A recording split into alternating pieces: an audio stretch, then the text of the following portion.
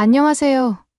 제 이름은 류지아오라고 합니다. 저는 어려서부터 중국이 곧 전 세계의 중심이라는 믿음을 품고 자라왔습니다. 세상 모든 문화와 역사는 결국 중국에서 출발했다는 교육을 받았고, 그 사실을 의심해 본 적이 없었습니다. 중국은 무궁무진한 영광의 역사를 간직한 나라이고, 어디를 가나 중국 문명의 영향을 받지 않은 곳이 없다고 당연시해왔습니다. 특히 저처럼 중국 밖에서 살아본 경험이 없는 사람에게는 한국이라는 나라가 중국보다 앞서거나 더 우수하다는 말 자체가 터무니없게 들렸습니다. 제가 보는 한국이란 모든 걸 중국에서 빌려다 쓰는 나라일 뿐, 스스로 창조할 능력은 없는 후발주자라고 생각했습니다. 그래서 저는 대학에서 전 세계의 역사와 문화를 두루 접할 기회가 생겼을 때 바로 해외 유학을 택했습니다. 더 많은 사람을 만나보고 더 많은 시각을 배워보겠다고 마음먹은 것이 아니라 오직 중국이야말로 모든 것의 근본임을 만천하에 입증해 보이겠다는 야망 때문이었습니다. 저는 그 야심을 이루기 위해 하버드로 유학을 왔습니다. 거기서 학위를 취득한 뒤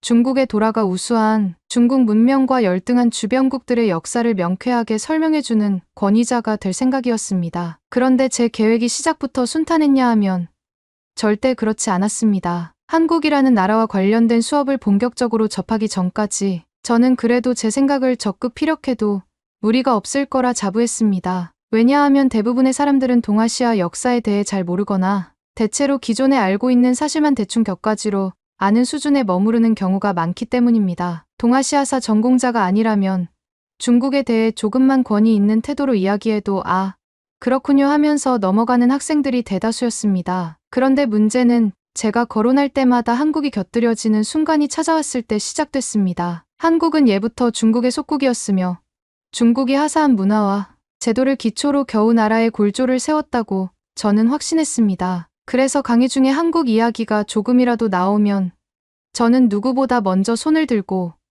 그것도 결국 중국에서 전래된 거다라고 호언장담했습니다. 가령 중국이 고대부터 화려한 복식 문화를 지녔으니 한국의 전통 의상도 당연히 중국 복식의 아류라는 주장을 서슴지 않았습니다. 김치조차 중국에서 파생된 절임채소 문화의 흔적일 뿐이고 한국의 음악이나 무예나 심지어 예절까지도 다 중국 것을 그대로 모방했을 뿐이라고 말했습니다. 그런데 생각보다 하버드에는 한국 연구에 꽤나 정통한 사람들도 많았습니다. 제가 만나게 된 어떤 교수님은 20년 넘게 한국사를 연구하셨다고 했습니다. 저는 처음 그 사실을 들었을 때 코웃음을 쳤습니다. 한국사를 20년이나 연구했다니. 그건 곧 중국 문화를 20년 연구한 거랑 다름없으니 차라리 중국사 연구자로 부르는 게 낫겠다라고 제 속으로 깔봤습니다. 그리고 수업 중에 그 교수님 앞에서 당당하게 제 생각을 펼쳐 보였습니다. 한국은 태초부터 중국의 영토였다고 볼 수 있습니다. 고조선이라는 국가조차 중국의 식민지였습니다. 제 발언이 시작되자 미국인 학생들도 아시아 각국에서 온 유학생들도 눈을 둥그렇게 뜨고 저를 쳐다봤습니다. 교수님은 반박의 기회를 주셨지만 저는 그걸 호기롭게 받아들였습니다. 중국 고대 문헌에 나오는 기자가 고조선을 세웠다고 되어 있지 않습니까? 그 기자라는 사람이 곧 중국 정부가 파견한 인물입니다. 그렇다면 고조선은 당연히 중국의 지방정부였던 셈이죠. 저는 의기양양했습니다. 분명히 어딘가에서 스쳐 읽은 중국 학자들의 주장을 조금 더 자극적으로 포장했을 뿐인데 이게 이곳 사람들에게는 신선한 충격을 줄 수 있다고 생각했습니다. 그런데 교수님은 제 말을 듣고는 차분하게 미소 짓더니 그 기자가 정말 중국 정부가 공식 임명해 파견한 인물이었는지 고조선이 정말 중국의 지방정부였는지 당시 동아시아 여러 기록을 종합해보면 사실과 전혀 어긋난다는 점을 알 수 있다라고 말하셨습니다. 순간 저는 얼굴이 화끈거렸습니다. 하지만 제가 물러설 리가 없었습니다. 그 모든 기록은 한국이나 중국 내 친한국 학자들이 조작한 겁니다. 중국이 과거 동아시아에서 지대한 영향력을 끼쳤기 때문에 주변국들이 저마다 자기 역사를 대단하게 포장하려고 왜곡한 거죠. 라고 맞받아쳤습니다. 그러자 교수님은 이번에는 약간 한숨을 쉬면서 역사는 여러 사료를 비교 분석하는 학문입니다. 어느 한쪽 기록만 볼 게 아니라 당시 인접 국가들의 기록, 문화유산, 유적지, 고고학적 발굴 자료 등 다양한 근거를 확인해야 하죠. 그 과정에서 중국의 속국이었다고 보기 어려운 증거들이 너무나 많이 발견됩니다. 라며 침착하게 반박했습니다. 당연히 저는 토라졌습니다. 그것들은 전부 중국 쪽 사료를 오독한 결과입니다. 진실을 알고 싶다면 중국 정사 기록을 보면 되는데 거기 분명히 고조선이 우리 중국의 속국이었다는 암시가 있습니다. 라고 강경하게 밀어붙였지만 생각보다 그 교수님의 논리와 자료가 탄탄해서 저는 조금 당황스럽게 되었습니다. 하지만 쉽게 물러서면 안 되는 법. 저는 그때부터 한국 관련 수업에서 기회만 생기면 제 입장을 끝까지 고집하며 중국이 곧 아시아 문화의 중심이며 한국은 그 주변부에 불과하다는 발언을 계속했습니다. 그 교수님만이 아니라 한국에서 온 유학생들도 저를 향해 당신이 말하는 증거는 어디에 있냐? 우리가 갖고 있는 자료와는 전혀 다르다라고 반박했습니다. 하지만 저는 이 모든 걸 한국인들의 그릇된 민족주의적 우기기로 치부했습니다. 역사는 승자의 기록이고 중국이야말로 동아시아의 승자이니 당연히 중국의 기록이 맞다라는 논리로 제 자신을 무장했습니다. 그렇게 저는 조금씩 클래스에서 왕따가 되는 기색이 보였지만 그럴수록 더 강경하게 제 주장을 폈습니다. 언젠가는 제가 틀림없음이 증명될 거라고 믿었기 때문입니다. 제 직업이 조금 독특하다고 생각할 수도 있을 텐데 사실 저는 중국 전통 무예를 연구하고 이를 현대화하는 작업을 오랫동안 해왔습니다. 대학 강의에 출석하지 않을 때에는 중국 전통 무예를 서양식 퍼포먼스로 재해석해 해외에 소개하는 일을 병행했습니다. 사람들이 흔히 쿵우라 부르는 중국 무예를 더 다채롭게 정비하고 영상 콘텐츠를 만들어 전 세계에 알리는 시도를 했습니다. 이 과정에서 저는 늘 이 무예도 결국 한국이나 일본, 동남아시아 등지에서 흉내낸 것일 뿐 진짜 뿌리는 중국에 있다라고 강조했습니다. 그 말에 고개를 끄덕이는 외국인들이 많았고 그것이 저에게 일종의 자부심으로 작용했습니다. 그러다 보니 이런 인식이 저를 더욱더 편협한 사고에 빠지도록 만들었다고 지금에 와서 생각하기도 합니다. 하지만 저는 결코 제 생각을 바꿀 마음은 없었습니다. 오히려 제가 유학 온 하버드에서 동아시아 역사 수업을 들으며 한국을 깎아내리거나 무시하는 발언을 할 때마다 교수님도 다른 학생들도 한국의 입장도 충분히 검토되어야 한다. 그들이 가진 기록과 유물, 문화적 전승에는 중국과 동등하거나 혹은 때에 따라서는 중국의 영향을 넘어 독자적 발전을 이룬 흔적이 있다라고 반박할 때마다 저는 더욱더 증오심에 불탔습니다. 이들이 왜 이렇게 한국을 높이 평가하는지 이해할 수 없다. 분명 중국을 존중해야 하는데 그들은 도대체 무엇을 근거로 중국보다 한국을 떠받드는 걸까? 생각할수록 화가 치밀었습니다. 그러던 중 결정적인 사건이 벌어졌습니다. 저를 포함한 동아시아사 전공 학생들이 공개 토론회를 열기로 한 것입니다. 주제는 고대 동아시아 국가 간의 관계였습니다. 당연히 한국에서 온 유학생들과 저 같은 중국인 유학생들이 서로의 관점을 펼쳐놓고 맞붙는 자리였습니다. 저는 이 기회를 절대 놓치고 싶지 않았습니다. 한국 따위가 어딜 감히 중국의 위상을 부정해. 이번 기회에 모조리 바로잡아주마 하는 심산으로 자료를 잔뜩 준비했습니다. 물론 제 자료라고 해봤자 대부분 중국 측 논문이나 중국에서 나온 단편적인 역사서의 일부 구절을 맥락 없이 끌어온 것들이었습니다. 그럼에도 저는 그 자료가 진실의 무기라고 믿고 있었습니다. 토론회 당일 저는 무대에 올라가자마자 이렇게 포문을 열었습니다. 동아시아 역사의 중심은 오직 중국입니다. 고조선이라는 고대 한국 국가는 사실상 중국의 변방 행정구역에 불과했습니다. 한국 측 자료들은 이를 은폐하려고 애쓰고 있지만 저를 비롯해 중국 학자들은 이미 여러 번 그 증거를 제시했습니다. 라고 말했죠. 일순간 분위기가 묘해졌습니다. 한국인 유학생들이 눈살을 찌푸렸고 서양 출신 학생들은 그런 주장도 가능하긴 한가 하는 표정으로 저를 쳐다봤습니다. 하지만 그때 제가 평소 눈엣과시로 여기던 하버드의 한국사 전공 교수님이 천천히 손을 들고는 제게 질문을 던졌습니다. 류지아오 학생이 말하는 자료라는 것은 구체적으로 어떤 책이나 어떤 고고학 보고서를 의미하나요? 그리고 그 자료에서 정확히 어느 부분이 고조선이 중국의 속국임을 직접적으로 증명해주나요? 저는 기세등등하게 자료 목록을 읽어내려가기 시작했습니다. 대부분 중국에서 출판된 역사서 요약본, 혹은 일부 중국 포털 사이트에서 퍼온 학자들의 주장 정리물 같은 것이었습니다. 그런데 제가 인용문을 꺼내 드리자 교수님은 미리 준비라도 한 듯 꼬치꼬치 그 원문과 저자의 학술적 신뢰도, 그리고 해당 자료에서 제시한 사료의 출처를 짚어냈습니다. 저는 당황했습니다. 왜냐하면 제가 한 번도 그 출처를 깊이 파고들어 본 적이 없었기 때문입니다. 거기 적힌 중국 사서라는 말 하나만으로 확신해왔지. 정밀하게 들어가면 실제로는 명확한 언급이 없는 문장이거나 오히려 반대 내용을 담고 있는 문맥도 있었기 때문이었습니다. 더구나 교수님은 저와 달리 정확한 고대 중국어 해석을 통해 제가 제멋대로 왜곡 해석한 부분을 짚어내기까지 했습니다. 이 문장은 고조선이 중국의 본토라는 의미를 담고 있지 않습니다. 오히려 별개의 왕국으로 언급되고 있고 이후 여러 전쟁과 외교 교섭이 있었다는 기술로 볼 때 동등한 주체로 존재했다는 걸 알 수 있습니다. 라고 지적받았습니다. 그 순간 저는 말문이 막힐 수밖에 없었지만 억지로 목소리를 높여 그건 해석의 차이 아닙니까? 애초에 중국이 역대 왕조를 통해 주변국을 진압해왔으니 고조선도 그냥 속국일 뿐인데 후대에 과장되었을 겁니다. 라고 맞섰습니다. 교수님은 역사는 그렇게 단순하게 결론 낼 수 없습니다. 여러 기록과 유물, 그리고 실제 유적 발굴을 통해서 고조선이 이미 상당한 문명 수준을 갖추고 있었고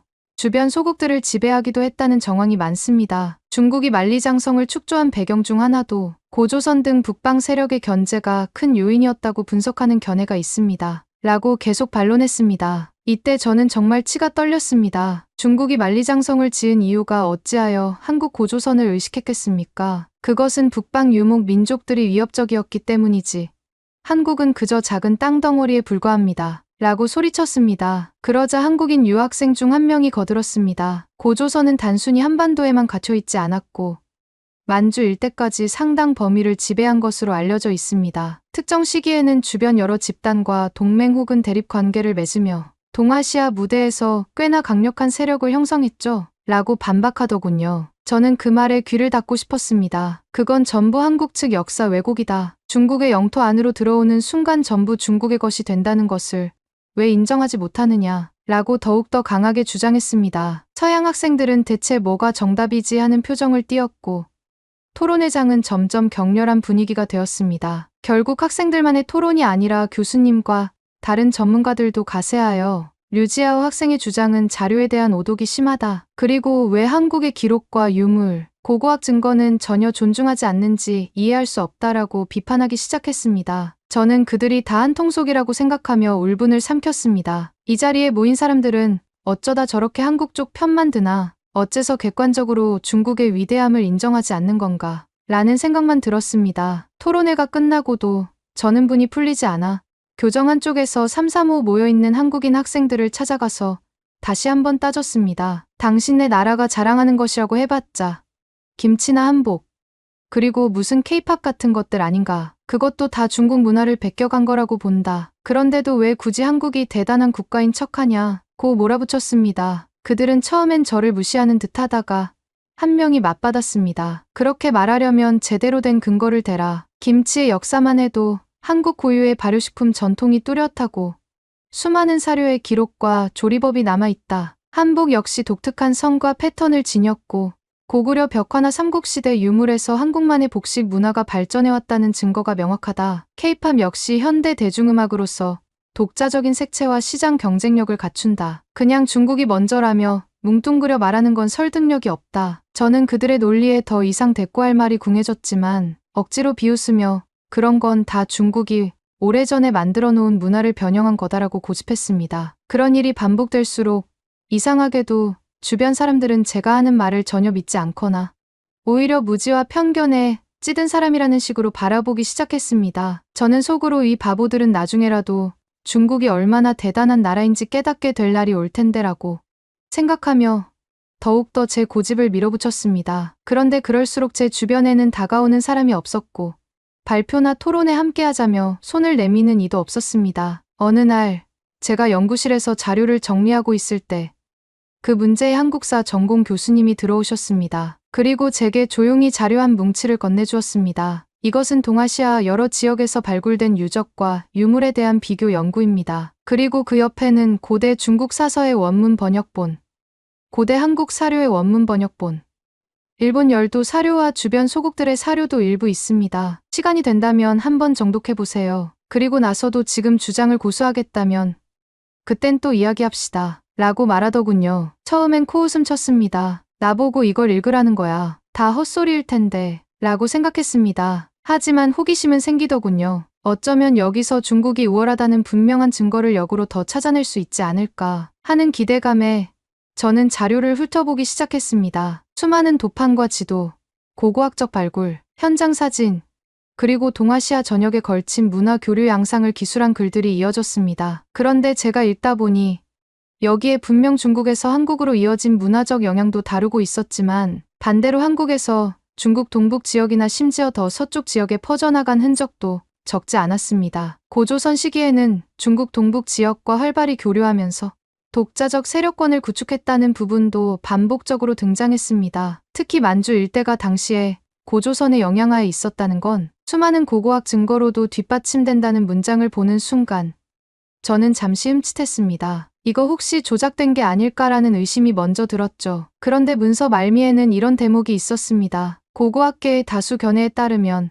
만주와 한반도 지역의 정치체들은 상호 간의 독립적 또는 종속적 관계가 변동해왔으며 특정 시기는 중국 왕조나 북방 유목 세력이 우세했을 수도 있지만 또 다른 시기엔 고조선 혹은 그 후계 국가들이 만주의 일부를 실질적으로 지배하기도 했다. 저는 그 구절이 마치 제 귀를 때리는 것처럼 느껴졌습니다. 어떻게 한국이라는 나라가 중국 땅으로 인식되는 만주 지역을 지배했다는 말이지. 말도 안 돼. 라고 중얼댔지만 그곳에는 구체적인 발굴 지점, 유물, 시기, 문화적 흔적 등이 꼼꼼히 적혀 있었습니다. 그 모든 걸 단번에 사기라 매도하기엔 자료가 너무나도 방대하고 꼼꼼했습니다. 그래도 저는 이건 중국 쪽 기록을 무시하고 한국 쪽 기록에만 치우친 편향적 시각일 뿐이다라고 계속 합리화했습니다. 그리고 연구실 문을 꽝 닫고 나와 제게 자꾸 이런 말도 안 되는 반론을 제기하는 교수와 한국인들, 그리고 그들을 옹호하는 서양인들을 욕하며 돌아다녔습니다. 며칠 뒤 제가 참여 중이던 수업에서 다시 한번 공개 발표를 할 기회가 왔습니다. 이번 주제는 동아시아 고대사의 여러 관점 비교였습니다. 저로서는 절호의 찬스였습니다. 이번에야말로 내가 제대로 된 중국 학자들의 주장을 총동원해 한국의 거짓말을 깨부수고 고조선을 비롯한 한국 역사가 얼마나 왜곡됐는지를 보여주겠다라는 의욕에 불타올랐습니다. 발표 당일 저는 또다시 교수와 학생들 앞에서 고조선은 철저히 중국이 관리한 지역이었다. 그들이 말하는 자치나 독립은 형식적인 것이었을 뿐이라고 단언했습니다. 그리고 중국 측 역사서에서 발췌한 몇 구절을 제시하며 그것이 결정적 증거라고 주장했습니다. 하지만 교수님은 제가 꺼내든 그 구절의 원문과 주변 문맥을 낱낱이 공개하며 실제 의미가 전혀 다르다는 점을 밝히셨습니다. 이 구절은 고조선 땅 일부가 한나라에 복속되었다는 내용을 설명하는 부분이긴 합니다. 그러나 반대로 그 이전 시기와 이후 시기에는 고조선이 자주권을 유지했다는 언급이 곳곳에 들어 있습니다. 그리고 특정 시점 이후에는 중국 왕조가 통치하기 어려워져서 다시 고조선 지역에서 독립적인 세력이 등장했다고 서술됩니다. 라고 말하자 저는 대꾸할 말이 순식간에 사라졌습니다. 그렇다면 그 독립적인 세력이 있었다 해도 결국 중국 문화의 영향을 받은 것은 부인할 수 없지 않습니까? 그건 거의 속국이나 다름없죠. 라고 억지를 부리자 교수님은 문화적 영향이라는 건 어느 한쪽에서 일방적으로 주는 것이 아니라 상호 교류하면서 변용이 일어나는 법입니다. 한국이 중국 문화를 참고했을 수 있지만 중국도 주변 여러 나라의 문화를 받아들여 끊임없이 발전해왔습니다. 속국과 독립국가를 단순 구도로 생각하면 안 됩니다. 라고 하셨습니다. 저는 끝까지 중국이 우위에 있었다는 말만 반복하다가 결국 그 수업에서도 웃음거리가 되고 말았습니다. 류지아오, 또 저러네. 자기 주장만 고집하네. 라는 주변의 조롱 섞인 시선이 느껴졌습니다. 시간이 흐르면서 저는 점점 더 고립되었습니다. 그런데도 마음 한구석에서는 결국 진실이 승리한다. 그들은 한국에 매수되거나 한국에 호의적인 시각을 가진 서양인들에게 세뇌당해 있을 뿐이라는 생각이 떠나지 않았습니다. 이미 저를 비판하는 목소리들이 모여 제게 왜 이렇게 편협하게 구냐? 왜 자료 해석에 있어서 한국이든 중국이든 다양한 견해를 존중하지 않느냐라고 다그쳤지만 저는 들으려고 하지 않았습니다. 어느 날 대규모 강연장에서 한국사가 주제인 특강이 열린다는 소식을 접했습니다. 강연자는 20년 넘게 한국만을 연구해왔다는 제가 처음부터 무시했던 그 하버드 교수님이었습니다. 저는 이번에는 또 무슨 말도 안 되는 한국 찬양을 늘어놓으려나 가서 내가 직접 깎아내려 주겠다 라는 마음으로 강연장에 들어갔습니다. 그리고 강연이 시작되자마자 교수님이 꺼낸 말은 아주 단도직입적이었습니다. 오늘 제가 하고 싶은 말은 한국 역사에는 중국과 다른 독자적 발전 경로가 존재했고 중국과의 경계 역시 유동적이었다는 것입니다. 때로는 조공이나 정치적 종속 관계가 있었지만 그렇다고 해서 한국 역사를 통째로 중국의 예속된 부속물로 보는 시각은 잘못되었습니다. 강연 내용은 차분히 고조선부터 삼국, 통일신라, 고려, 조선에 이르기까지 한국이 동아시아에서 어떻게 자주성과 국제적 교류를 동시에 유지했는지 설명하고 있었습니다. 저는 중간중간에 이거 다 조작된 부분 아니야? 라고 중얼거리면서 비웃었습니다. 하지만 이어지는 수많은 사진과 사료 자료, 영상 기록들은 상당히 체계적이었고 제가 미처 알지 못했던 방대한 연구 결과가 소개되었습니다. 강연이 끝난 후 질의응답 시간이 되었을 때 저는 또 손을 번쩍 들었습니다. 그리고 그 모든 건 결국 차이나에서 흘러들어간 것을 자기네 것인 양 과장하는 것 아닙니까? 역사적으로 한국은 중국의 하위 개념에 불과했을 텐데요. 라고 목소리를 높였습니다. 교수님은 제 얼굴을 똑바로 바라보더니 역사는 승자의 기록이기 때문에 왜곡이 발생하기 쉽습니다. 과거 중국이 동아시아에서 강력한 왕조를 유지했음은 누구나 인정하지만 그렇다고 모든 주변 국가가 단순 속국이거나 별다른 정체성이 없이 중국 문화를 수용하기만 한 것은 아닙니다. 우리는 발굴된 유물과 문자 기록, 그리고 각국의 전승 문화를 비교해봐야 합니다. 그런 비교를 통해 밝혀지는 사실은 한국이 스스로 독특한 문화를 발전시켰고 때로는 중국을 비롯한 주변 국가들에게 새로운 영향을 미치기도 했다는 점입니다. 라고 말했습니다. 저는 순간 화가 치밀어 강연장에 있던 사람들의 시선 따위는 신경 쓰지 않고 소리를 질렀습니다. 그건 서양학계가 한국에 호의적으로 편들어주는 겁니다. 한국은 중국이 일찌감치 개화시킨 나라에 불과합니다. 라고 외쳤죠. 그러자 강연장에 있던 사람들 중 몇몇이 웃음을 터뜨렸습니다. 또 저 친구군 하고 중얼거리는 소리가 들렸습니다. 교수님은 차분하게 역사를 제대로 연구해보고 여러 사료를 직접 대조해보면 누구든 결론이 달라질 수 있다고 믿습니다. 물론 어떤 시각도 완전히 배제할 수는 없지만 오늘 제가 제시한 증거들을 보고도 계속 그렇다고 주장한다면 더 할 말은 없습니다. 라고 대답하며 더 이상 논쟁을 이어가지 않았습니다. 그날 이후 저는 더 이상 하버드에서 제 논리를 적극적으로 펼칠 무대가 없어졌다는 사실을 알게 되었습니다. 왜냐하면 대부분이 제 말을 비학문적인 극단 주장 정도로 인식하기 시작했고 제가 나서면 오히려 분위기가 싸해지기 때문이었습니다. 중국인 동료 유학생 중에도 류지아오, 너 너무 심하다. 우리도 한국에 대한 비판적 시각은 있지만 너처럼 무조건 중국이 최고고 한국은 전부 가짜라는 식은 곤란하다. 그러다 중국의 이미지도 나빠진다. 라고 충고하는 이들이 늘었습니다. 저는 오히려 그들을 중국의 자긍심이 부족한 배신자로 여겼습니다. 시간이 더 지나 학기가 끝나갈 무렵 저는 마지막으로 과목 과제를 제출해야 했습니다. 주제는 고대 동아시아 국제 질서에 대한 새로운 시각이었습니다. 저는 고민 끝에 한국은 중국의 영원한 속국이라는 주장을 논문 형태로 정리해 제출하기로 마음먹었습니다. 어차피 제 점수는 바닥을 치겠지만 그래도 제 신념을 꺾을 수는 없었습니다. 그 논문에서 저는 중국 역사서의 특정 구절만 발췌하고 한국 측 사료나 고고학 증거는 죄다 왜곡이라고 몰아붙이며 중국이 곧 동아시아의 유일한 문명 중심이라는 결론을 내렸습니다. 결과적으로 그 과제 점수는 당연히 낙제점이나 다름없는 수준을 받았습니다. 담당 교수님이 짧게 남긴 평가는 이랬습니다. 사료와 증거의 선택적 인용으로는 어떠한 설득력 있는 논문도 완성할 수 없습니다. 게다가 다른 국가의 문화를 배제하는 태도는 비학문적입니다. 저는 이 평가를 보고 더욱더 울분을 토했습니다. 내가 진실을 말하는데 왜 다들 듣지 않으려 하는 거지? 하고 말이죠. 이후로도 저는 학교에서 계속 기회를 찾아 중국이야말로 동아시아 역사의 절대적 강자라는 주장을 해댔습니다. 그러나 돌아오는 건 비웃음과 외면뿐이었습니다. 류지아오, 너 또 그러냐? 자료 좀 더 찾아보고 이야기해라. 라는 말이 들려왔습니다. 저는 끝까지 인정하지 않았습니다. 제게는 중국이 동아시아 문명의 근원이라는 확신이 있었고 한국은 그저 붙어있는 작은 땅으로 중국을 흉내내며 자부심을 세우려는 국가라는 편견밖에 남아있지 않았습니다. 오히려 시간이 흐르면서 저는 스스로 고립을 자초했습니다. 다른 중국인들조차 제게 손을 내밀지 않았고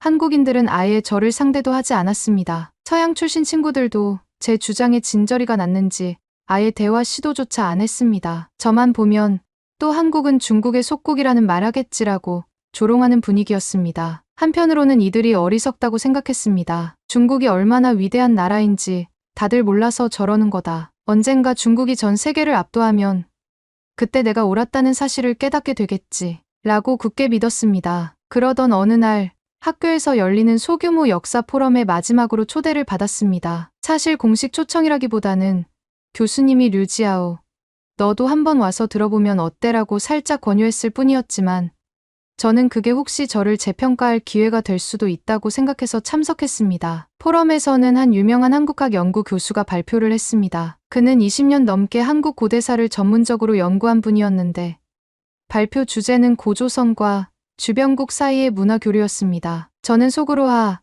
또 한국 중심으로 자기네 역사를 부풀리겠지 하고 비웃으며 자리에 앉았습니다. 발표 내용은 꽤나 구체적이었습니다. 고조선이 기존에 알려진 것보다 훨씬 광범위한 세력을 형성했으며 만주 지역과 한반도, 북부를 중심으로 복합적인 문화를 발전시켰다는 점이 핵심이었습니다. 동시에 중국의 여러 왕조와도 활발히 교역하고 때로는 외교적으로 충돌하거나 군사적 갈등도 있었다고 밝혔습니다. 한나라, 위나라, 진나라 등으로 이어지는 중국 왕조들이 만리장성, 이북 지역과 만주 지역을 완전히 지배하지 못한 시기가 있었고 그 시기 동안 고조선이 오히려 주변 세력에게 영향력을 행사했다는 연구 결과들이 소개되었습니다. 유물 사진과 고고학 보고서, 각종 문헌 기록이 대대적으로 제시되었고 토론자로 나선 서양학자들도 이제 고조선을 주변부로 보기는 어렵다라는 의견을 내놓았습니다. 저는 그 광경을 보며 기가 막혔습니다. 어떻게 이 사람들은 이렇게 당당하게 말도 안 되는 소리를 늘어놓을 수 있지? 중국이야말로 그 지역을 줄곧 지배해왔던 주인이지 않나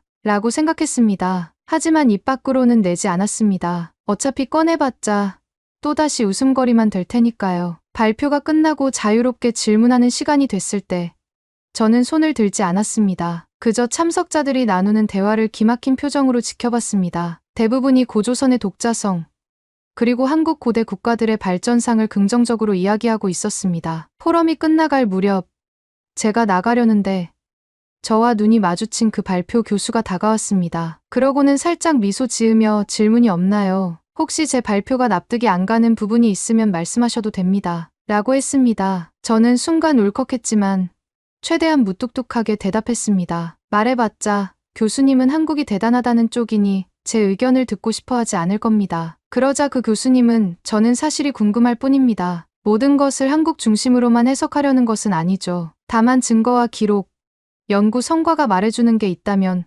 그걸 받아들이자는 겁니다. 라고 하더군요. 저는 뭐라 대꾸하기도 싫었고 그냥 옆으로 비켜나가며 자리에서 빠져나왔습니다. 그 교수를 뒤로하고 포럼장을 나서는데 지나가는 몇몇 사람들이 저를 알아보고 또 힐끔거리는 게 느껴졌습니다. 아, 저 사람 아직도 한국은 중국 속국이라고 우기는 애 아니야?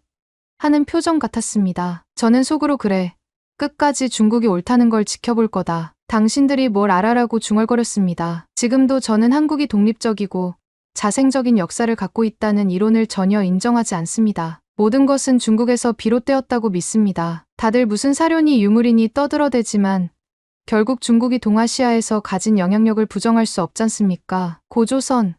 그거야말로 원래 중국 땅에 중국인이 세운 나라라고 해도 과언이 아닙니다. 그 수많은 고고학 자료들이 조작이라고는 말하지 않겠습니다만 분명 의도적인 해석 오류가 많다고 봅니다. 한국의 연구자들은 자기네 민족적 자긍심을 높이기 위해 사실을 부풀리고 왜곡하는 것 아닙니까? 차마 그 생각을 포기할 수가 없습니다. 게다가 오늘날 한국이 세계적으로 이름을 알린 문화 콘텐츠, 예를 들어 음악이나 드라마, 영화, 심지어 음식 같은 것도 제가 볼 땐 중국에 뿌리가 없는 게 없습니다. 그들이 쓰는 글자나 언어가 조금 다를 수 있겠지만 한자 문화권에서 파생된 것이니 중국의 문화 유산에 기생하고 있는 것입니다. 그런데도 그들은 마치 무언가를 새로 창조한 듯이 굴고 서양인들도 그것을 특별하게 바라보는 게 참으로 우스울 따름입니다. 저는 언젠가 중국이 더욱더 강력한 영향력을 전 세계에 발휘하게 되면 이 모든 논란은 자연스럽게 해결된다고 확신합니다. 왜냐하면 승자는 역사를 다시 쓸 테니까라는 논리를 저는 여전히 믿습니다. 주위에서 뭐라고 하든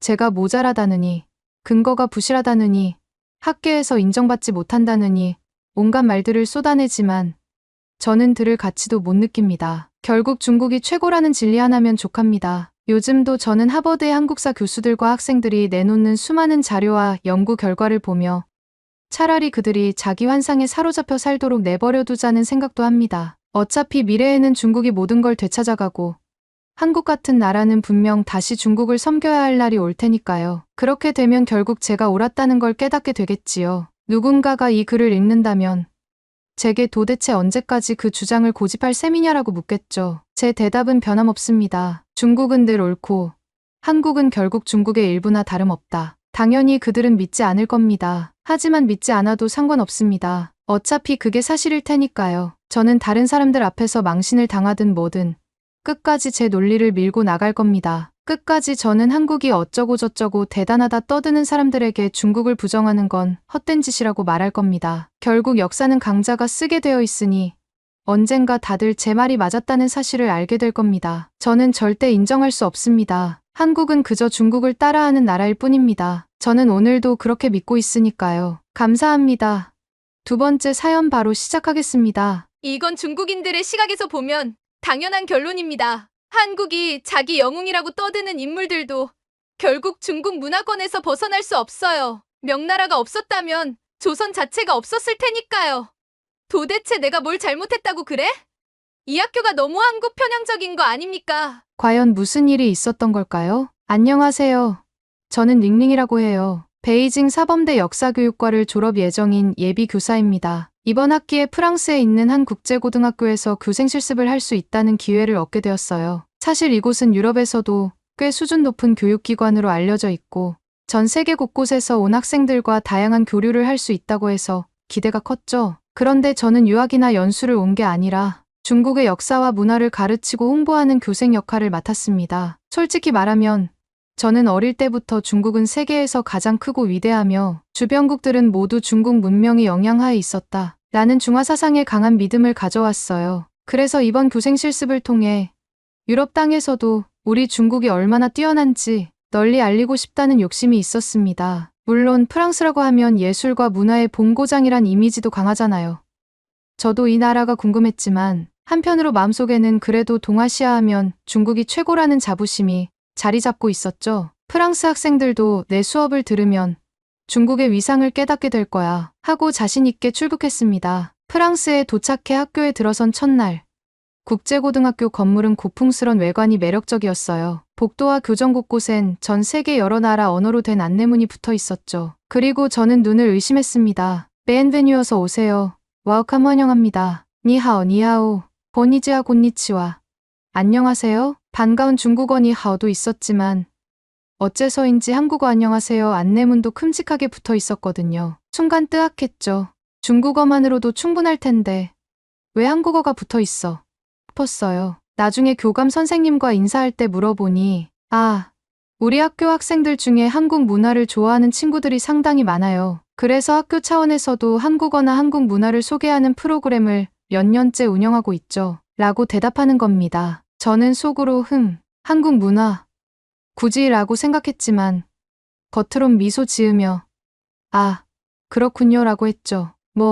어차피 한국은 역사적으로 중국의 영향을 많이 받은 나라니까 학생들이 곧 진짜 대국이 어디인지를 깨닫겠지 라는 자신감이 있었습니다. 제가 맡은 첫 시범 수업은 중국 5000년 문명사를 주제로 진행됐습니다. 고등학생들이긴 해도 국제학과 학생들이니 각국 역사를 폭넓게 배우고 있다고 들었거든요. 저는 철저히 준비했습니다. PPT 자료에는 중국의 방대한 영토, 수많은 인구, 오래된 문명, 세계 2위 경제대국이라는 점을 강조했고 아시아의 맹주라는 표현도 빼놓지 않고 넣었어요. 교탁 앞에서 당당히 말문을 열었습니다. 안녕하세요.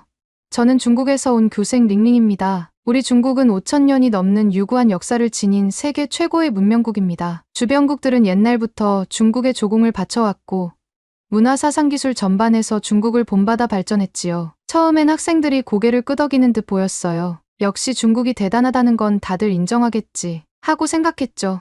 그때 앞줄에 앉은 프랑스계 학생 샤를이 손을 번쩍 들며 물었습니다. 중국이 대단한 건 알겠는데 요즘엔 한국이 K-팝, K-드라마로 굉장히 유명하던데요. 두 나라가 서로 영향을 주고받은 건 없나요? 저는 내심 왜 수업 시간에 한국 얘기를? 하고 어이가 없었지만 웃으며 대답했죠. 한국이라면 예로부터 중국의 조공국이었고 한자와 유교 사상을 수입해 간 나라입니다. 지금 잠깐 유명해 보일 수도 있지만 근본적으로는 중국 문화의 아류에 가깝다고 볼 수 있어요. 샤를이 어리둥절한 표정을 지으면서 그런가요? 라고 잠시 말을 흐렸습니다. 저는 여기서 한술 더 떠서 이렇게 말했어요. 한국 사람들은 이 사실을 인정하기 싫어하지만 역사적으로는 분명했죠. 인터넷이나 유튜브에서 찾아보면 증거가 많이 나와요. 학생들은 묘하게 썩 내켜하지 않는 표정이었지만 더 큰 반박 없이 넘어갔습니다. 저는 좋아. 첫 수업치곤 나쁘지 않네. 내가 중국의 위험을 확실히 알려줬다 하고 기분 좋게 교실을 나섰죠. 점심시간에 복도를 거닐다가 어떤 학생 무리들이 BTS 뮤직비디오를 휴대폰으로 틀어놓고 신나게 따라 부르는 모습을 봤습니다. 와, 진짜 멋있지 않아? 노래도 좋고 춤도 대단해. 저는 그 모습을 보며 마치 알레르기 반응이라도 일으킨 듯 속이 불쾌해졌습니다. 저런 건 중국에서 이미 몇 년 전부터 아이돌 그룹들이 했던 거야. 근본은 다 중국이 원조라고 주장하고 싶었지만 학생들이 너무 좋아하는 분위기라 차마 말을 꺼내진 못했어요. 그저 속으로 유럽에서 왜 한국 가수가 이렇게 인기지? 중국 인구가 훨씬 많은데 하고 의아했습니다. 내가 더 노력해서 중화 사상을 알려야겠어. 여기 애들 아직은 잘 몰라서 그렇지 곧 정신 차릴 거야. 라며 마음을 다잡았죠. 다음 날 점심시간 식당 테이블에 앉아 있는데 옆자리에서 김치 얘기가 나왔습니다. 독일계 학생 루카스가 한국 친구와 이야기하더군요. 김치는 발효식품이라 건강에도 좋고 특유의 매콤한 맛이 중독성 있어. 우리 집에서도 직접 담가볼까 고민 중이야. 저는 참다 못해 끼어들었습니다. 김치. 그거 중국의 파오차이가 원조인데 한국 사람들이 자기들 것처럼 바꿔 부르는 거라는 주장도 있잖아요. 순간 아이들이 의아한 눈으로 저를 쳐다봤어요. 한국 학생 미나가 조심스럽게 대답했습니다. 사실 파오차이랑 김치는 발효 방식이나 양념이 전혀 달라요. 파오차이는 주로 절임 형태고 김치는 고춧가루와 젓갈 등을 쓰잖아요. 학계에서도 별개의 음식으로 보는데요. 저는 그 말을 듣고 약간 울컥했지만 여유 있는 척 웃으며 말했죠.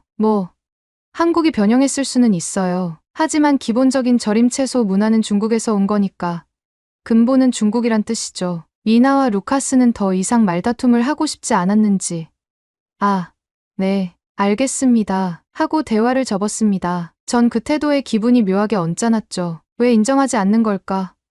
중국 문명이 위대하다는 걸. 며칠 후 학교에서 다문화의 날 행사가 열렸습니다. 학생들이 자국 전통의상이나 문화를 소개하는 부스를 여는 날이었죠. 여러 나라가 참여해 다채롭게 꾸몄는데 특히 한국 부스에서 여학생들이 한복을 입고 등장해 화려하게 포즈를 취하더군요. 그 모습을 본 저는 애써 무시하려고 했지만 어느새 걸음을 멈추고 구경하고 있었습니다. 하얀 저고리에 곱디고 온 치마를 입은 학생들이 이게 한복이에요. 한국의 전통의상이죠. 라며 설명하는 걸 듣고 저는 참을 수 없어 다시 끼어들었어요. 한복.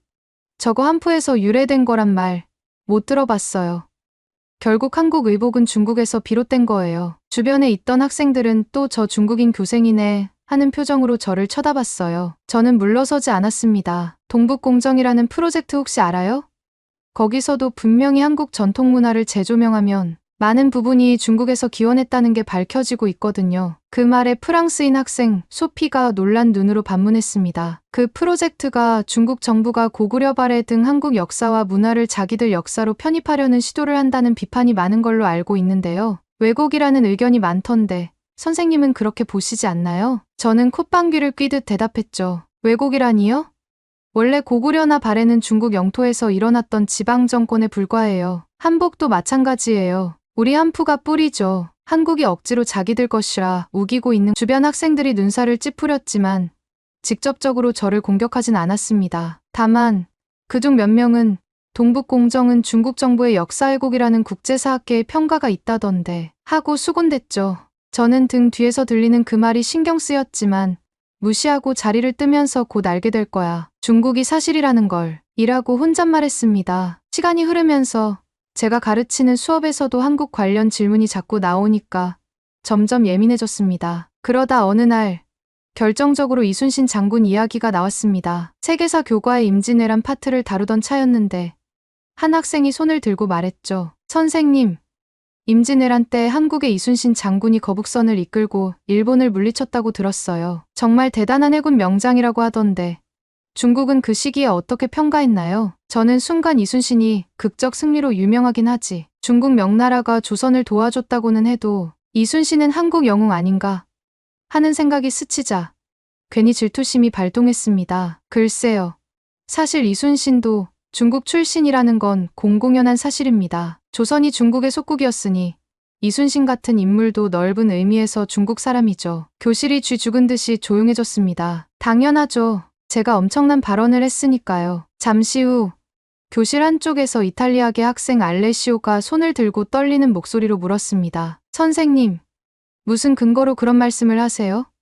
이순신은 명백히 조선 출신 장군인데요. 저는 아무렇지 않게 동북공정과 역사적 통합이론 어쩌고를 꺼내면서 이순신이 중국의 지원군과 협동했고 조선이 어차피 중국에 예속되어 있었으니 결국 중국 수군이나 마찬가지라는 식으로 억지를 부렸습니다. 그러자 학생들의 표정이 급격히 얼어붙었고 특히 한국계 유학생 지민이 자리에서 벌떡 일어나 말했어요. 선생님, 이순신 장군이 중국인이라고요? 그건 완전히 말도 안 돼요. 임진왜란 때 명나라 수군도 도움이 되긴 했지만 거북선이나 해전 지휘는 철저히 조선군 내부 작전이었고 이순신은 철저히 조선의 독립된 지휘권을 행사한 장수였어요. 중국 역사학계도 그렇게까지 말하진 않는데 이건 너무 지나친 발언입니다. 지민의 말에 다른 학생들도 고개를 끄덕이며 이건 좀 심했다. 왜 근거도 없이 자기네 영웅이라고 우기지? 하는 반응을 보였어요. 하지만 저는 이미 감정이 격해진 상태라 목소리를 더 높였습니다. 조선이 독립된 지휘권을 가진 적이 언제 있었는데요? 명나라가 없었으면 임진왜란도 못 막았을 거예요. 이순신, 결국 명나라의 지휘체계 아래 있었던 거나 마찬가지죠. 학생들은 일제히 거센 반감을 드러냈고 선생님, 그건 역사 왜곡이에요. 중국도 임진왜란 당시 조선을 돕긴 했지만 이순신이 중국인이라니 터무니없잖아요. 나는 항의가 터져 나왔습니다. 결국 이 수업은 아수라장이 되었고 지도교사였던 드비시 선생님이 급히 와서 중재해야 할 정도로 문제가 커졌어요. 저는 교실을 박차고 나가 버렸고 학생들은 황당해하며 저를 쳐다봤죠. 수업을 망쳐놓고 복도에 서성이고 있는데 교무실에서 저를 찾는 호출이 왔습니다. 들어가 보니 교감 선생님과 지도교사 드비시 선생님이 굳은 표정으로 앉아 계셨죠. 링링 교생, 이번 수업에서 이순신이 중국인이라는 발언을 했다고 들었습니다. 사실인가요? 저는 당당하게 네, 사실입니다. 라고 대답했어요. 교감 선생님은 살짝 한숨을 쉬며 다문화 학교인 만큼 다양한 관점을 존중해주고 싶지만 지금의 주장은 너무 극단적이고 근거가 부족합니다. 학생들이 큰 충격을 받았어요. 드비시 선생님도 곁에서 거들었죠. 이건 단순히 의견 차이가 아니라 명백히 역사적 사실에 어긋나는 잘못된 가르침이란 비판이 나올 수 있어요. 저도 세계사 전공인데 이순신이 중국인이라는 설은 들어본 적이 없습니다. 하지만 저는 중화 사상의 아성을 깎아 내릴 수 없었습니다. 이미 자존심이 상할 대로 상한 상태였고 심지어 이런 생각마저 들었죠. 역사를 모르는 이들이 내게 훈계한다고.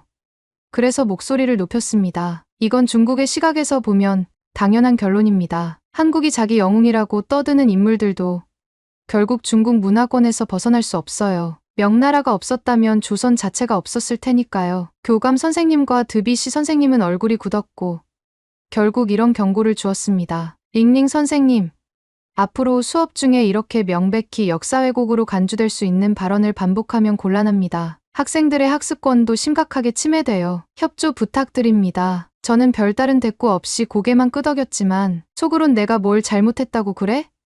이 학교가 너무 한국 편향적인 거 아냐? 하고 부글부글 끓었습니다. 그날 이후 제게 불만을 갖는 학생들이 늘어났지만 저는 오히려 더 날카로워졌습니다. 지금 제대로 중국을 무시하는구나 하는 피해의식이 커졌거든요. 며칠 뒤 어느 수업에서 동아시아의 언어와 문자를 다루게 되었는데 자연스럽게 한국의 한글 이야기가 나오더군요. 학생들이 한글이 15세기에 세종대왕이라는 사람이 창제한 독특하고 과학적인 문자라고 이야기하기에 저는 교탁에서 코웃음을 쳤어요. 그거 다 과장된 얘기 아닌가요? 한글도 결국 한자의 영향을 받아서 단순한 문자일 뿐이라고 들었어요. 조선에서 한자를 못 읽는 백성들이 많으니 편의상 만든 거라고. 그래서 독창성이라기보다 중국 문자 문화를 기초로 한 열등한 아류라고 보는 견해도 있습니다. 수업을 듣던 학생들, 특히 한국어 클럽에 소속된 애들이 확실히 분노의 표정을 보였습니다. 영국인 학생 에밀리가 조용히 반박했죠. 선생님, 한글은 발음 기관을 본떠 만든 과학적 문자라는 평가를 세계 언어학자들이 하고 있고 세종대왕이 직접 만든 창제원리가 훈민정음, 해례본에 기록되어 있는 유일한 사례라고 알고 있어요. 한자와는 구성 방식부터 완전히 다른데요. 저는 이번에도 당당했습니다. 그래도 자주 쓰는 어휘가 전부 한자어 아니에요? 뿌리는 중국이고 한글은 독립적 문자로 보기 애매해요. 이때 스페인계 학생 클라라가 스마트폰을 들어 보여주면서 UCLA, 케임브리지 등 여러 언어학자들이 한글을 가장 과학적인 문자 체계라고 극찬한 기사와 논문 요약을 꺼냈습니다. 여기 보면 명확히 나와 있어요. 한글은 세계 어느 문자와도 구별되는 독창적 원리를 지닌 문자다라고. 전혀 한자의 단순화 형태가 아니래요. 정말 많은 학자가 이렇게 말하던데요. 저는 그 자료를 슬쩍 본 뒤 오히려 비웃었습니다. 그 학자들이 중국 문자를 제대로 공부해봤나? 중국은 5,000년 동안 한자를 발전시켜왔고 그 위상은 누구도 부정 못해요. 한국은 그저 스스로를 과대포장해서 홍보하는 거겠죠. 학생들은 더 이상 말을 섞고 싶지 않다는 듯 서로 실망스럽게 쳐다봤고 수업 분위기는 최악이 되었습니다. 이후로도 동아시아 역사 단원에서 고구려와 발해의 얘기가 나오면 저는 그건 다 중국 지방정권이었다며 무턱대고 몰아붙였습니다. 심지어 고려나 조선 왕조가 독립국인 적이 있었냐? 줄곧 중국의 책봉을 받았잖느냐? 라고 주장했죠. 학생들은 점점 반감을 드러내기 시작했습니다. 특히 프랑스어와 세계사를 복수 전공한 소피가 매번 수업 시간에 객관적 사료나 논문을 인용하며 제 주장을 반박했어요. 소피 선생님, 고구려가 중국 내 소수민족 정권이었다는 건 중국 내 일부 학자들의 동북공정 시각인데 국제사학계에선 대체로 독립된 국가로 봐요. 영토가 지금의 중국 동북지방 일부를 포괄했지만 주민 구성이나 문화, 왕조 계보 모두 고유했잖아요. 링링저 그건 서양학계가 동아시아의 복잡한 역사를 잘 몰라서 그래요. 중국 기록을 보면 고구려가 중국에 조공을 바쳤다는 증거가 많거든요. 소피 그 시기엔 주변국들도 서로 조공책봉 관계가 있었어요. 꼭 식민지나 속국이라고 볼 순 없어요. 지금 유엔 가입한 독립국들도 상호 조약과 무역 협정을 맺듯 당시의 외교 형식이었던 한국 측 주장을 그대로 받아들인 거죠. 서양인들이 동아시아 사정을 이해 못하는 거고 이처럼 매번 논쟁이 생길 때마다 저는 동북공정 논리로 우기고 학생들과 교사들은 그건 편향된 주장이라고 반박하는 상황이 계속되었습니다. 점점 제 이미지는 편협하고 극단적인 중국 중심론자로 굳어져만 갔고요. 수업과 행사 때마다 이런 충돌이 반복되다 보니 어느 순간부터 학생들은 저를 중국을 찬양하기만 하는 위험한 교생이라며 기피하기 시작했습니다. 점심시간 식당에서도 제 옆자리에 앉으려는 학생이 없어졌고 복도를 지날 때도 제게 말을 거는 학생이 거의 사라졌죠. 저는 이게 다 한국이 괜히 인기를 얻는 바람에 아이들이 중국 문화를 오해하는 거야 라고 생각하며 울분을 삼켰습니다. 특히 한국어 클럽이 학교에서 점점 더 활성화되면서 동아시아에 관심 있는 학생들이 죄다 한국어 수업이나 K-팝 동아리에 몰려드는 걸 보니 정말 화가 났어요. 왜 중국어 클럽은 외면당하는 거지? 라며. 실제로 중국어 클럽은 지도 교사 부재와 학생들의 관심 부족으로 정원도 채우지 못하고 있었고 행정적으로 폐쇄될 위기에 처해 있었어요. 저는 내가 바로 중국어 클럽을 맡겠다, 다시 활성화하겠다라고 나서고 싶었지만 이미 학생들과 상호 갈등을 유발하는 교생이라는 인식 때문에 학교 측에서도 저를 탐탁지 않게 여겼습니다. 교생 실습 후반부 즈음 학교에선 공개 수업을 진행해 다른 선생님들과 학생, 학부모들이 참관하는 시간을 가졌습니다. 제가 담당한 주제는 현대 동아시아의 군사경제 관계였죠. 저는 이번 수업을 통해 중국의 압도적 군사력을 보여주며 한국은 사실상 중국에 맞설 힘이 없고 미국이 없으면 금방 붕괴될 나라라는 주장을 펼칠 작정이었어요. 수업은 대형 강당에서 열렸고 50명 가까운 청중이 지켜보는 가운데 저는 PPT에 중국 국방비세계 2위, 항공모함, 스텔스 전투기, DF 미사일 등을 화면 가득 띄웠습니다. 그리고 이렇게 말했죠. 보시다시피 중국은 현재 군사력에서 세계 최강 미국과 어깨를 나란히 하거나 일부 분야에서는 이미 추월했다는 평가도 있습니다. 반면에 한국은 국방비가 중국의 1015% 수준에 불과하고 항공모함도 없으며 핵무기도 보유하지 못했습니다. 사실상 미국의 지원 없이는 독자적 방어가 불가능해요. 학생들이 숨죽인 채 보고 있는 가운데 저는 점점 목소리를 높였습니다. 즉, 한국이 요즘 KPOP이며 경제 발전을 자랑하지만 군사적으로는 언제든 중국이 마음만 먹으면 압박이 가능합니다. 한국은 속국까지는 아니더라도 미국의 보호막이 사라지면 스스로를 지킬 수 없는 상황이죠. 그 순간 강당 분위기가 싸늘해졌어요. 속국, 언제든 압박 가능. 주변 프랑스 교사들도 당혹스럽게 저를 쳐다봤고 학생들은 이게 뭐지?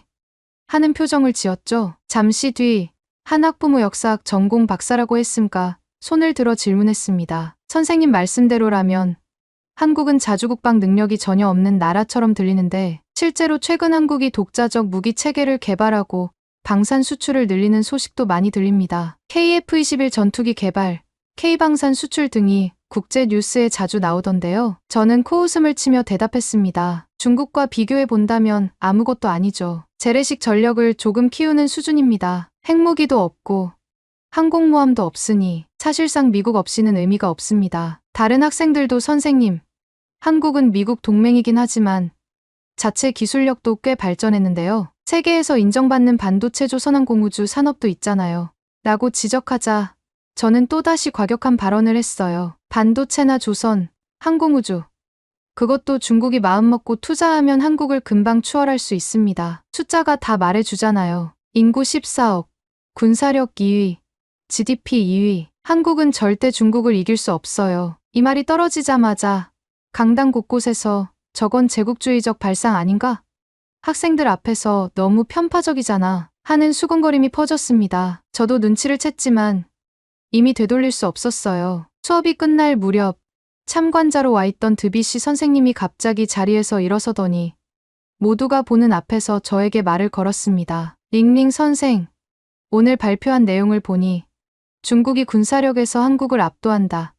따라서 한국은 언제든 제압 가능하다라고 말한 걸로 들립니다. 그런데 이는 상호 존중이나 객관적 사실에 근거한 발언이 아니라 일방적인 우월주의에 가까워 보이는데 어떻게 생각하세요? 저는 얼굴이 굳어졌지만 한치도 물러서고 싶지 않았습니다. 사실을 말했을 뿐입니다. 중국이 세계 강대국이고 한국은 규모가 작은 나라니까요. 이건 학계에서도 다 아는 현실 아닌가요? 드비시 선생님은 고개를 저으며 스크린에 새로운 자료 몇 가지를 띄웠습니다. 한국의 경제 지표, 세계 방산 수출 순위, KF-21 개발 현황, K9 자주포 수출 실적, 스마트폰 배터리 반도체 분야 세계 점유율 등등이 빼곡히 정리된 표였습니다. 물론 중국이 규모 면에서 거대하고 군사비와 인구가 어마어마하죠. 그러나 국제사회에서는 단순히 숫자만으로 모든 걸 결정하지 않습니다. 상대국의 기술력, 외교 네트워크, 동맹, 경제력, 국민 의지 등이 복합적으로 작용해요. 한국을 언제든 압박 가능한 속국처럼 묘사하는 건 너무나 단편적인 시각입니다. 학생들과 학부모들이 맞아 하고 수긍하는 모습에 저는 굴욕감을 느꼈습니다. 왜 다들 내 말을 무시하지? 이건 분명한 사실인데 하는 마음에 결국 한마디를 더 던지고 말았어요. 그래도 중국이 본심만 드러내면 한국 같은 나라는 적수가 못 됩니다. 제가 장담하죠. 그 순간 강당 한쪽에서 웅성웅성하는 소리가 들렸고 어떤 한국계 학부모가 너무 무례한 발언이라며 흥분했고 유럽계 학부모들도 학생들 교육에 악영향이 우려된다고 걱정했습니다. 결론적으로 제 공개 수업은 역대 최악의 편파 수업이라는 혹평을 받으며 막을 내렸어요. 공개 수업 사건 이후 저는 교무실로 불려갔습니다. 교감 선생님, 드비시 선생님, 그리고 몇몇 학교 운영진이 모인 자리였죠. 분위기가 심상치 않더니 곧바로 교생 실습 평가가 심각하게 위협받고 있다는 말을 꺼내더군요. 링링 교생, 우리 학교는 학생들에게 객관적이고 다면적인 시각을 가르치길 원해요. 그런데 지난 몇 주간, 특히 공개 수업에서 여러 차례 역사 왜곡, 타국 문화 비하, 근거 없는 주장 등이 지적되었습니다. 이 상태로는 교생 실습 합격이 어렵습니다. 저는 자리에서 벌떡 일어나 격하게 항의했습니다. 아니, 왜곡이라니요? 저는 중국의 정서를 말했을 뿐입니다. 한국이 중국의 일부 문화와 역사를 훔쳐갔고 군사력도 보잘것없다는 건 사실이잖아요. 제가 틀렸다는 증거가 어디 있습니까? 옆에서 드비시 선생님이 한숨을 쉬며 링링, 이미 여러 차례 학생들과 선생님들이 사료와 연구자료로 반박했잖아요. 그런데도 고집을 부리면 곤란해요. 라고 말했고 교감 선생님도 우리가 원하는 건 논쟁이 아니라 잘못된 주장의 시정과 학생들에 대한 책임감 있는 교육입니다. 라고 덧붙였어요. 하지만 저는 소리를 질렀습니다. 아, 정말 여기 학교가 너무 한국 편드는 거 아니에요? 프랑스가 언제부터 그렇게 한국에 빠졌죠. 이거 불공평해요. 제가 중국인이라 차별받는 겁니까? 교감 선생님은 고개를 절레절레 흔들며 차분하게 대답했습니다. 아니요.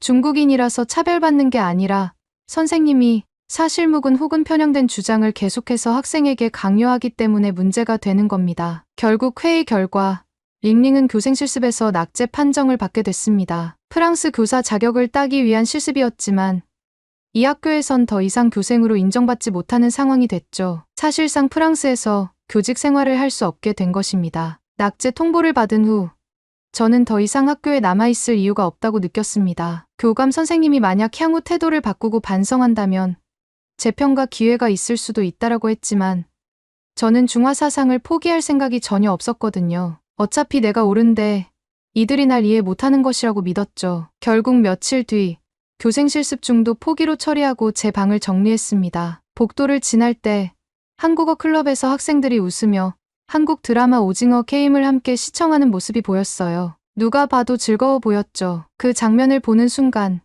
제 마음 깊숙한 곳에서 대체 한국이 뭐길래 이렇게 전 세계 젊은이들을 홀리고 있지? 라는 생각과 함께 정체 모를 열등감이 치솟았습니다. 그렇다고 제가 갑자기 생각을 바꿀 순 없었습니다. 중국이야말로 진짜 강대국이고 언젠가 전 세계가 그 사실을 인정하게 될 거야. 라고 스스로 위로하며 짐가방을 끌고 학교를 빠져나왔죠. 작별 인사를 하려는 교사들이 몇 명 있었지만 저는 그저 고개만 까딱하고 도망치듯 나와 버렸습니다. 프랑스 국제고등학교에서 버스를 타고 공항으로 가는 길에 창문 밖의 풍경은 평온했지만 제 마음은 쓸쓸함과 분노로 가득 찼습니다. 왜 아무도 내 말에 공감하지 않았지? 모두가 내가 틀렸다고만 했어. 라며 억울함을 곱씹고 있었습니다. 하지만 비행기에 올라 자리에 앉자마자 머릿속에는 학생들과 교사들이 보여줬던 사료와 논문, 근거 자료들이 주마등처럼 스쳐갔어요. 정말 내 주장이 전부 맞을까? 혹시 내가 모르는 사실들이 있는 건 아닐까라는 작은 의문도 들었지만 곧바로 아니, 중화 사상만이 진리야. 라는 아집이 그 생각을 밀어냈습니다. 그러나 부정할 수 없는 사실은 저는 프랑스에서 교사 자격을 얻는데 실패했다는 점이고 한국을 깎아내리면서 중국을 치켜 세우려던 전략은 오히려 모든 이들의 반감을 샀다는 점이에요. 어디서부터 잘못된 걸까요? 그 학교 학생들이 한국 문화나 역사를 좋아하는 이유를 저는 단 한 번도 진지하게 들어보려 하지 않았던 것 같아요. 그냥 중국이 원조라는 주장을 무작정 던졌을 뿐 상대방의 말을 존중하거나 근거를 확인하려는 노력은 없었죠. 혹시나 내가 그들의 이야기를 조금이라도 들어줬다면 이런 참담한 결말은 피할 수 있었을까 하고 자문해봐도 이미 때는 늦었습니다. 낙제 교생이 된 상태로 귀국해야 했으니까요.